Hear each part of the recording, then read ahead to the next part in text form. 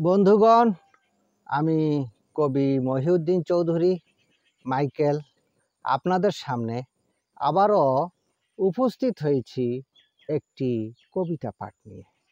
আমার আজকের কবিতার নাম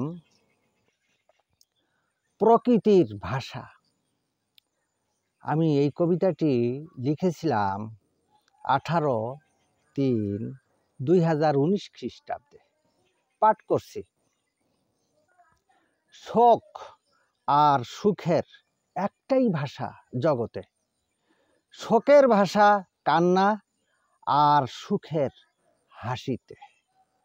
শোকের চিহ্ন ঝরে আখি স্রোত জলেতে, আর সুখের চিহ্ন রূপালী হাসি মুখেতে। এর কিছু ব্যতিক্রম আছে বটে। স্বজন্মে কান্না আর স্বমৃত্যুতে হাসি সবার জন্যে। সুখে কাঁদতে আর শোকে হাসতে কখনো দেখি কাউকে, এমন ব্যতিক্রম কোনো ক্ষণ। হ্যাঁ, সেটাও হয়। মস্তিষ্কের মাত্রা যখন অতিমাত্রায় যোগ বিয়োগ ঘটে, হারায় কিছু স্মৃতি।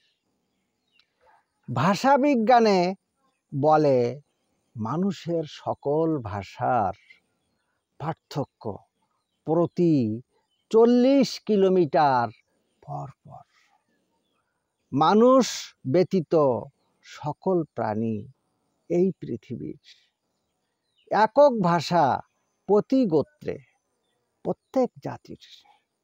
নেই কোনো ব্যবধান পৃথিবী জুড়ে ভাষার। একক গোত্রীয় পশু পাখি জলজ প্রাণীর। মানুষের ক্ষেত্রে হতে পারে কখনো এমন।